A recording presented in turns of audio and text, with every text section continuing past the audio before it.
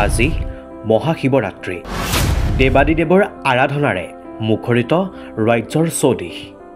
আচলতে কিয় পালন কৰা হয় মহাশিৱৰাত্ৰি? কেতিয়াৰ পৰা পালন কৰি অহা হৈছে মহাশিৱৰাত্ৰি? আজি কেনেদৰে মহাদেৱক পূজা কৰিলে পূৰণ হ'ব ভক্তৰ মনোকামনা?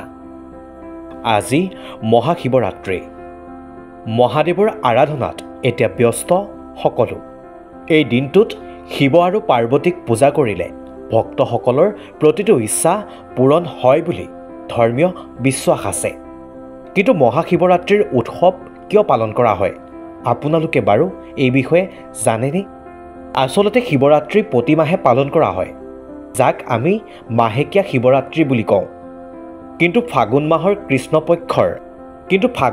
কৃষ্ণপক্ষৰ চতুৰ্দশী তিথিৰ দিনা শিৱৰাত্ৰি বিশেষ গুৰুত্বপূৰ্ণ বুলি বিবেচিত হয়।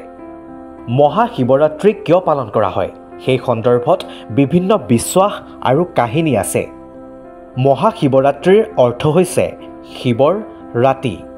ভগৱান শিৱৰ প্ৰতি নিজৰ ভক্তি আৰু শ্ৰদ্ধা প্ৰকাশৰ বাবে মহাশিৱৰাত্ৰিক এক বিশেষ অনুষ্ঠান হিচাপে গণ্য কৰা হয়। আজিৰ দিনটোত উপবাসে থাকি ভক্তিভাৱে শিৱলিংগক পূজা কৰিলে ভক্তৰ মনোকামনা পূৰণ হয় বুলি বিশ্বাস আছে। আজি মহাশিৱৰাত্ৰি দেৱাদিদেৱৰ আৰাধনাৰে মুখৰিত ৰাজ্যৰ চৌদিশ। আচলতে কিয় পালন কৰা হয় মহাশিৱৰাত্ৰি? কেতিয়াৰ পৰা পালন কৰি অহা হৈছে মহাশিৱৰাত্ৰি? আজি কেনেদৰে মহাদেৱক পূজা কৰিলে পূৰণ হ'ব ভক্তৰ মনোকামনা? আজি মহাশিৱৰাত্ৰি। মহাদেৱৰ আৰাধনাত এতিয়া ব্যস্ত সকলো। এই দিনটোত শিৱ আৰু পাৰ্বতীক পূজা কৰিলে ভক্তসকলৰ প্ৰতিটো ইচ্ছা পূৰণ হয় বুলি ধৰ্মীয় বিশ্বাস আছে।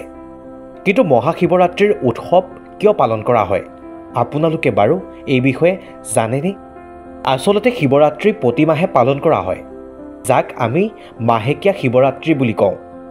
কিন্তু ফাগুন মাহৰ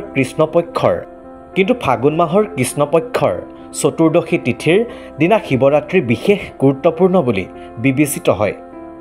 মহাশিৱৰাত্ৰি কিয় পালন কৰা হয় সেই সন্দৰ্ভত বিভিন্ন বিশ্বাস আৰু কাহিনী আছে। মহাশিৱৰাত্ৰিৰ অৰ্থ হৈছে শিৱৰ ৰাতি। ভগৱান শিৱৰ প্ৰতি নিজৰ ভক্তি আৰু শ্ৰদ্ধা প্ৰকাশৰ বাবে মহাশিৱৰাত্ৰিক এক বিশেষ অনুষ্ঠান হিচাপে গণ্য কৰা হয়। আজিৰ দিনটোত উপবাসে থাকি ভক্তিভাৱে শিৱলিংগক পূজা কৰিলে ভক্তৰ মনোকামনা পূৰণ হয় বুলি বিশ্বাস আছে।